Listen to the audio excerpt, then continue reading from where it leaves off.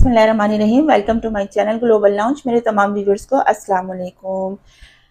آپ کے ساتھ ایک ہم بک شیئر کر رہے ہیں بہشتی زیور کی، جس کا پہلا ٹاپک پہلی اینٹ کے نام سے ہم نے آپ کو ایک تعارفی پیج اس کا آپ کے سامنے رکھا تھا اور آپ کو اس کے بارے میں بتایا تھا۔ امید ہے آپ کو ضرور پسند آیا ہوگا۔ آج ہم اپنی نیکسٹ اسٹیپ کی طرف آ گئے ہیں، جس میں ہمارا ٹاپک رہے گا مقدمہ کیا ہے؟ یہ ایک دیکھیں تحصیل بہشتی زیور کے سے ریلیٹڈ ہے یہ، اور اس میں مقدمہ ہے، اور اس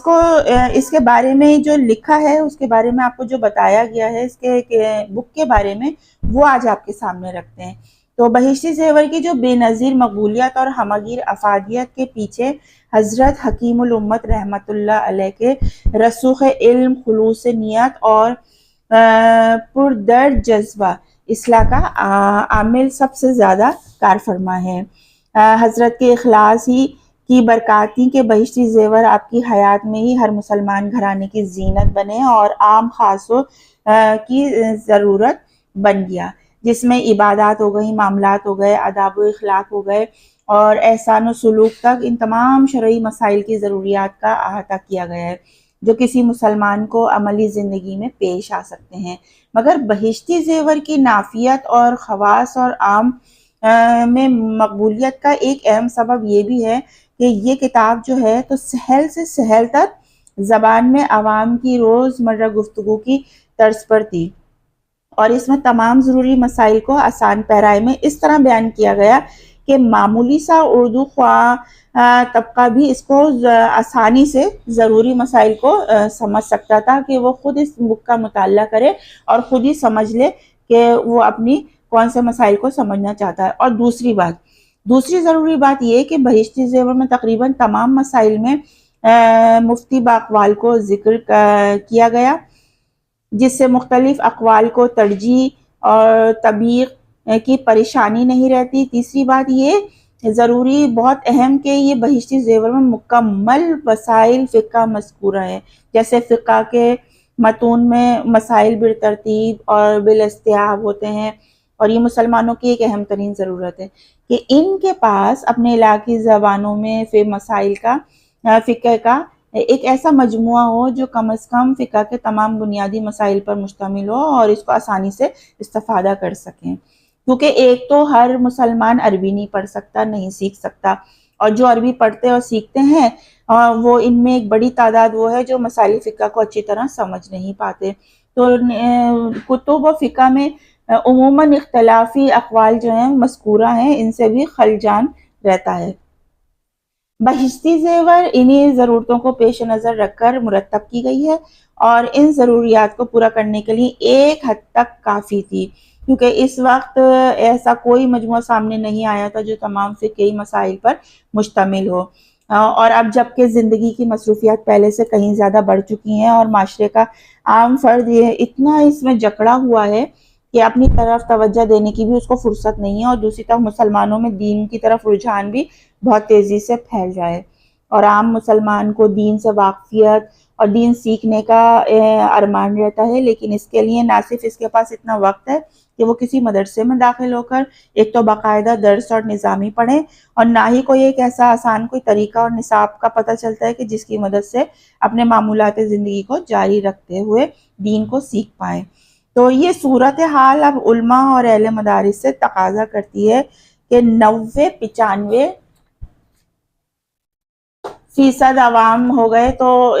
مدارس میں اپنی دینی تعلیم حاصل کرنے سے باوجہ قاصر ہیں، تو ان کی دینی تعلیم کی ضرورت کیوں کر پوری ہو۔ اب اس صورتحال سے موقع پا کر کچھ ایسے حضرات نے عوام کی دین کی تبلیغ اور اشاعت کا ایسا انوکھا سلسلہ شروع کیا جنہوں نے راسخ العلم علماء کے پاس علم دین پڑھ کر حاصل کرنے کے بجائے مغربی یونیورسٹیوں میں تعلیم حاصل کی، اور اسی کو اسلام سمجھ کر پاکستان میں اس کا اطلاق کرنا چاہتے ہیں۔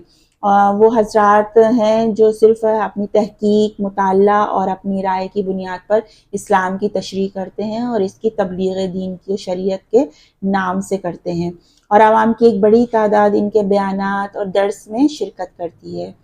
اور دین اسلام کے نام پر ان کی کہی ہوئی ہر بات کو درست تسلیم کرتی ہے۔ یہ صرف اس لیے ہوا کہ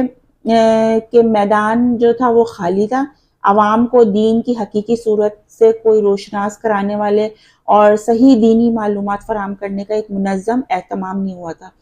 ورنہ ایک مسلمان جتنا کسی مستند عالم کو دینی معاملات میں معتبر سمجھتا ہے، کسی غیر عالم کو وہ اہمیت نہیں دے سکتا اور دیتا بھی نہیں ہے۔ اس وقت عوام کو ایک ایسے نصاب کی ضرورت ہے جس میں ان کی روزمرہ کی زندگی میں پیش آنے والے مسائل ہو گئے، ساتھ ساتھ ترغیب اور ترہیب، فضائل اعمال، آداب اور اخلاق کی احادیث و آیات موجود ہوں اور ان کا ترجمہ تشریح سادہ اور عام فہم الفاظ میں کیا گیا ہو تاکہ وہ آسانی سے ان کی سمجھ آ سکے۔ پھر یہ نصاب بھی کافی نہیں، بلکہ اس نصاب کو عوام تک پہنچانے کے لیے مساجد میں باقاعدہ درس کا اہتمام بھی ضروری ہے۔ اس سے عامت الناس کی تعلیم کا فریضہ ایک حد تک پورا ہو سکتا ہے، کیونکہ مسلمان ایسے ہوں گے، کم مسلمان ہوں گے ایسے جن کا تعلق مسجد سے بالکل نہیں ہوگا، ورنہ زیادہ تر مسلمس کی کوشش ہوتی ہے کہ وہ مساجد میں جائیں اور اپنے فرائض کو ادا کریں۔ آج سے کچھ عرصہ پہلے تک بہشتی زیور عوام کے لیے ایک مستند اور آسان مرجع کی حیثیت رکھتی تھی اور اس کی حیثیت بھی تھی۔ تقریباً ہر مسلمان گھرانے میں بہشتی زیور کا، جیسے میں نے آپ کو شروع میں بتایا تھا کہ پہلے یہ ہر گھرانے میں موجود ہوتی تھی اور اس کو ضروری پڑھا جاتا تھا اور اس کا وجود بھی ضروری تھا۔ لوگ بہشتی زیور کو تو درسن پڑھتے تھے اور پھر مطالعے بھی رکھتے تھے اور ایک بار پڑھنے کے بعد دوبارہ اس کو ریپیٹ کر کے پڑھتے رہتے تھے، اور یہ بک ایسی ہوتی ہے کہ آپ یقین کریں، بلیو نہیں کریں گے کہ آپ جب اس کتاب کا مطالعہ شروع کرتے ہیں تو آپ کی دلچسپی اتنی بڑھتی ہے اور آپ کی جو سوچ ہوتی ہے وہ مائنڈ آپ کا اتنا اوپن ہو جاتا ہے، اتنی کھلی سوچ آپ کی ہو جاتی ہے اور آپ کو ایک دلی سکون سا حاصل ہوتا ہے اس بک کو پڑھنے سے۔ کیوں اس کی وجہ یہ ہے کہ ایک تو اس میں نا ہر بہشتی زیور میں جو ہے عوام کے لیے ایک مستند اور آسان مرجع کی جو ہے نا وہ حیثیت رکھتی۔ تقریباً اس کو جب آپ درسن پڑھتے ہیں نا تو اس کے مطالعے کو رکھنے کی ضرورت اس لیے پڑتی ہے کہ اس سے میں مسائل کو آپ سیکھتے ہیں، آپ کے ہر مسئلے کا جو حل ہے وہ اس میں موجود ہے۔ لیکن وقت گزرنے کے ساتھ ساتھ زبان بیان میں تبدیلی نے قدیم تعبیرات اور موجودہ اسلوب کلام کے درمیان جو ہے نا بڑا فاصلہ پیدا کر دیا ہے۔ اردو میں فارسی کی آمیزش تقریباً متروک ہونے لگی۔ بہرحال عربی تراکیب اور الفاظ کا ہے، فارسی اور عربی سے تعلق نہ ہونے کی وجہ سے قدیم اور اردو عوام کے لیے تقریباً ناقابل فہم بن گئی۔ اس لیے ضرورت ہے کہ اس زبان میں ایک ایسا مجموعہ تیار ہو جس کو سمجھنا ایک عام آدمی کی پہنچ میں ہو اور کسی کے لیے کوئی مشکل نہ ہو۔ تو یہ اس بک کے لیے ایک بڑی اچھی بات ہے کہ اگر کوئی فہم جو ہے نا بالکل آسان سے آسان اردو بھی جو پڑھنا جانتا ہے وہ اس کتاب کو بڑا ایزیلی پڑھ سکتا ہے اور اس میں آپ نے اس کے جتنے بھی مسائل ہوں گے وہ سب اس کو ملیں گے۔ دارالافطار ارشاد کی مجلس علمی نے یہ فیصلہ کیا کہ الگ سے کوئی مجموعہ تیار کرنے کے بجائے بہشتی زیور ہی کے تمام مسائل کو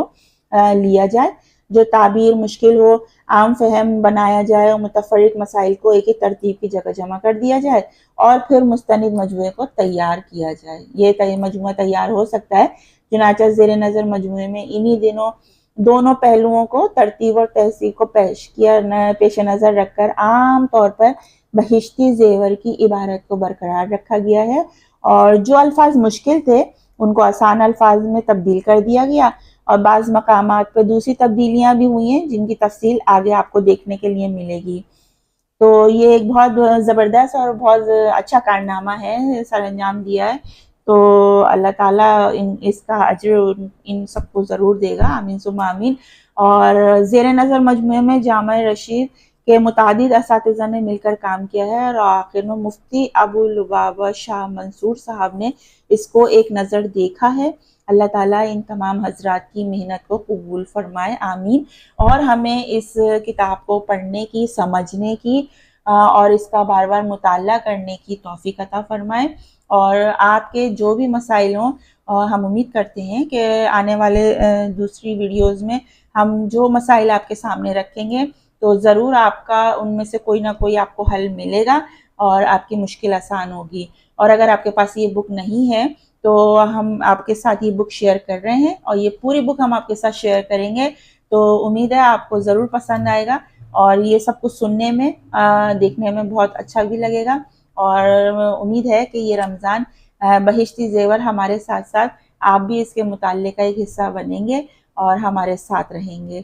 تو اور بھی اچھی ویڈیوز کے لیے نیکسٹ ویڈیو کا انتظار کیجئے، اس میں ہم آپ کے لیے بہت اچھے سے ٹاپک لے کر حاضر ہوتے ہیں۔ جب تک اپنا بہت سا خیال رکھیے، سائمہ خان کو اجازت دیجیے، اللہ حافظ۔